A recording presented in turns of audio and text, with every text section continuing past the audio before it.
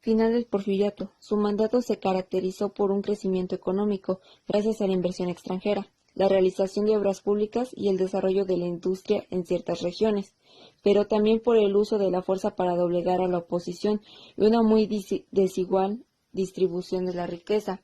Al final de esta época porfiriana está claramente definida por el inicio de la Revolución Mexicana, la primera revolución social del siglo XX, cuya etapa o fase armada duró de 1910 a 1920.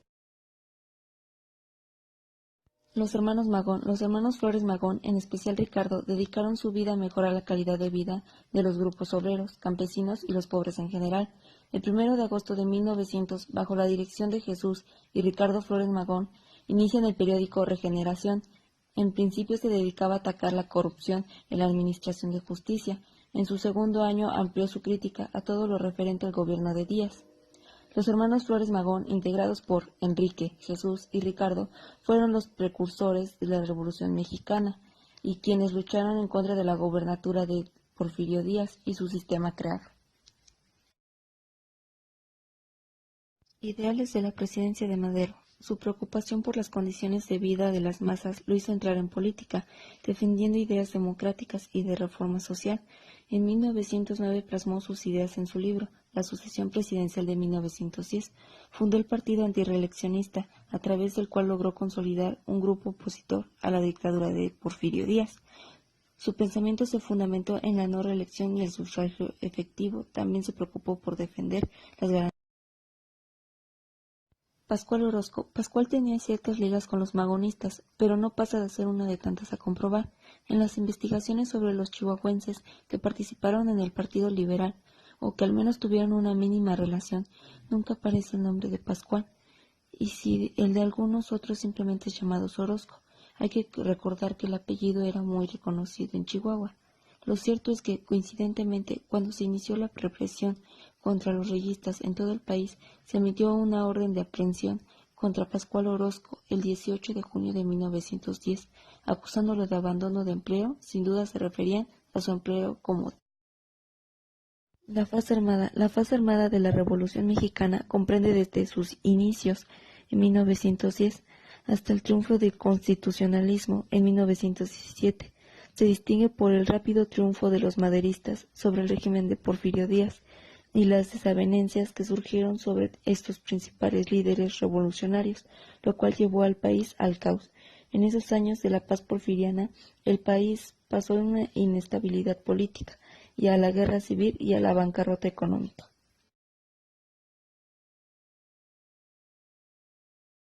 Presidencia de Madero. Si para algunas clases privilegiadas del porfirismo la caída del régimen provocó zozobra e incertidumbre, en el resto de la población generó esperanzas.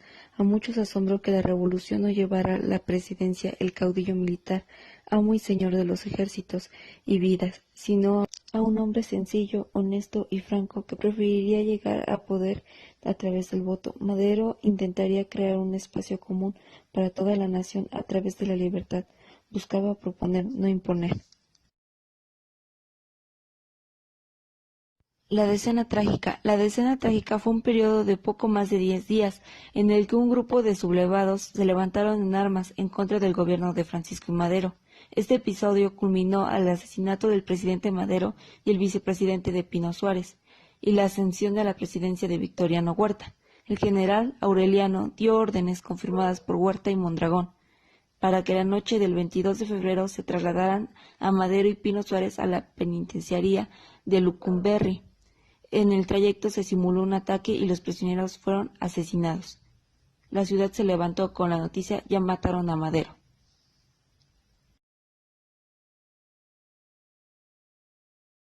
Victoriano Huerta. Huerta sirvió en batallones, ascendió por escalafón hasta el coronel en 1994 y recibió el mandato tercero de infantería.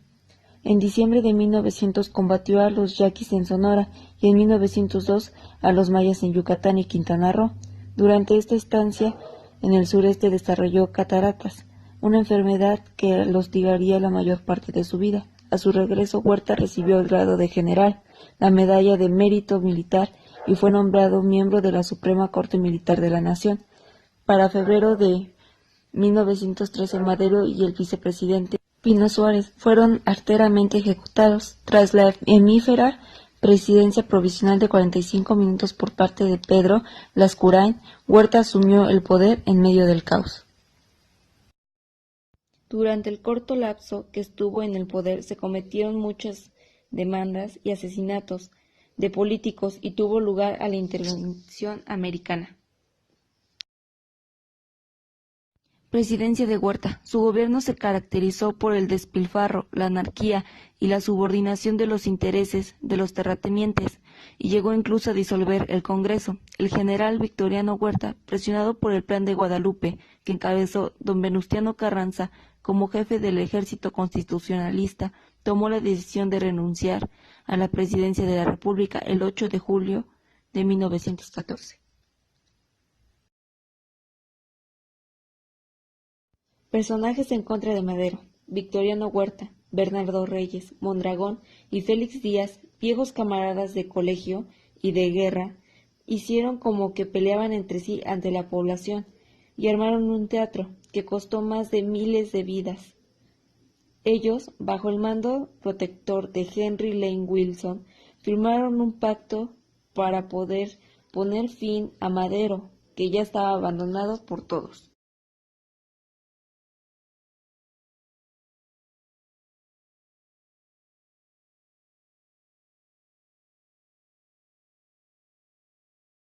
Venustiano Carranza. Carranza en 1908 se unió a Francisco Ignacio Madero para derrocar a Porfirio Díaz. Cuando Madero fue asesinado, Carranza desarrolló el Plan de Guadalupe, que no reconoció a Victoriano Huerta como presidente, y formó el Ejército Constitucionalista, del cual fue primer jefe y dirigió su campaña a través de los estados de Sonora y Chihuahua, en su camino hacia el sur. En julio de 1914, Huerta renunció a la presidencia y Carranza entró victoriosamente a la Ciudad de México. Algunos revolucionarios su propuesta política era la obediencia a la Constitución y la restauración de Veracruz.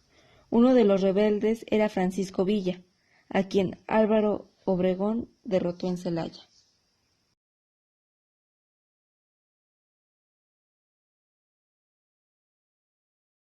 La Constitución de 1917, todavía vigente casi 100 años después, consta de 137 artículos.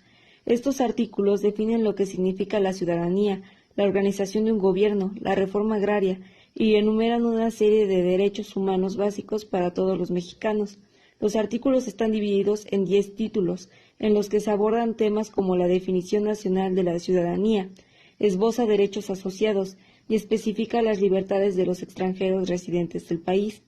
También establece la reforma de gobierno, los servicios públicos y el bienestar social, y designa a la Ciudad de México como la capital de la nación, con el Distrito Federal como una entidad aparte y autónoma de la jurisdicción estatal. La revolución afectó profundamente a todos los asistentes a la convención y el documento refleja sus experiencias personales. La Constitución de 1917 contiene 3 artículos esenciales. El artículo 3 estableció una educación gratuita, laica y obligatoria y se secularizó el Estado de México. El artículo 27 declaraba que todas las tierras que habían sido usurpadas a los campesinos durante el porfiriato tenían que ser devueltas, aunque no tuvieran títulos de propiedad. El artículo 123 estableció la jornada laboral de 8 horas, 6 días a la semana, el salario mínimo y una remuneración equitativa para todos por el mismo trabajo. Durante 10 dramáticos años, después de destacar como uno de los más hábiles en estrategias del campo de batalla. Cuando ocupó la presidencia del país, se mostró como un político inteligente, iniciando conquistas sociales postuladas por la revolución y logrando avances al exterior. También combatió en el mando constitucionalista, ya que se hizo cargo de la presidencia en noviembre de 1920 y comenzó con las reformas agrarias, laborales y educativas.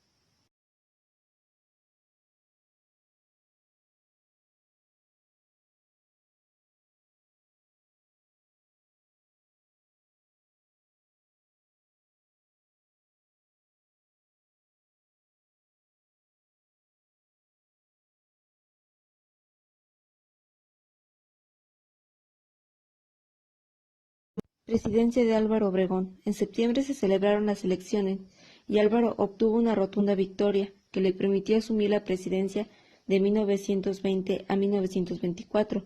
En el momento de asunción de Obregón, México estaba agotado por 10 años de revolución.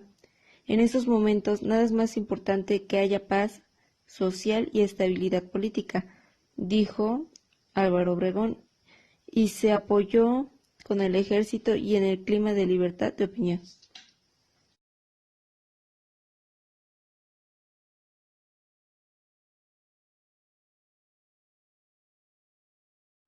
Convención de Aguascalientes es el nombre con el que se le conoce a una serie de reuniones convocadas por el presidente de México, Venustiano Carranza, con los líderes revolucionarios Francisco Villa y Emiliano Zapata. Tuvieron lugar del 10 de octubre al 9 de noviembre de 1914. Emiliano Zapata no reconocía a Carranza como presidente y Pancho Villa se negaba a acudir a la Ciudad de México, por lo que la convención no contó al principio con la presencia de estos jefes ni con representantes de los mismos. Se eligió entonces para la convención un lugar considerado neutral, con escasa o nula participación en los eventos de la revolución. Así los jefes revolucionarios enviaron a sus representantes. Esta convención se declaró soberana, de modo que entre las decisiones que tomó estuvieron: destruir a Carranza de la presidencia de la República, nombrar a Eulalio Gutiérrez como presidente interino y declarar que Francisco Villa ya no ejercía la jefatura militar de la División del Norte, nombrándolo jefe del ejército convencionalista. Ante este panorama, Carranza, Obregón y sus partidarios abandonarían la convención y regresarían a Ciudad de México. Villa supo aprovechar muy bien la convención para sí. La ruptura de la convención por parte del gobierno hizo que entre Zapata y Villa se consolidara una alianza que se formalizaría en el Pacto de Xochimilco, donde unirían fuerzas para desalojar a Carranza de la Ciudad de México y haciendo que se trasladase a Veracruz. La batalla de Celaya. La batalla de Celaya tuvo lugar del 6 al 15 de abril de 1915, encabezada por Francisco Villa, contra las tropas constitucionalistas al mando del general Álvaro Obregón. El 7 de marzo de 1915, en Estación Peón, tuvieron lugar los primeros combates entre ambos bandos, resultando derrotados los convencionistas. El general Álvaro Obregón, encargado de la campaña contra Villa, concentró su ejército en Querétaro, mientras el general Villa hizo lo propio en Irapuato. El general Obregón, en Querétaro, inició la concentración de sus fuerzas en la región del Bajío. Francisco Villa, al conocer estos movimientos, decidió partir a enfrentarlos. Los villistas sumaban 22,000 hombres, más del doble de las fuerzas del general Obregón. Sin embargo, el triunfo se inclinó desde un principio hacia los constitucionalistas. La primera fase de los enfrentamientos ocurrió los días 6 y 7 de abril de 1915, en los cuales el general Obregón defendió su posición ante las arremetidas de los villistas. La fase decisiva comenzó el 13 de abril, cuando Obregón aprovechó las debilidades de la estrategia de Villa.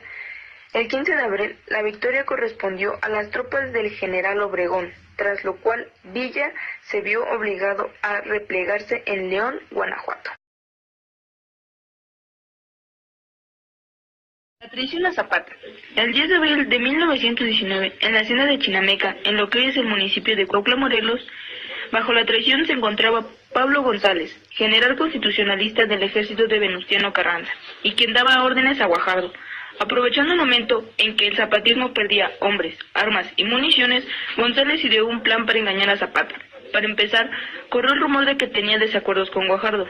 Posteriormente, Zapata cayó en la trampa e invitó a Guajardo a unirse a sus filas.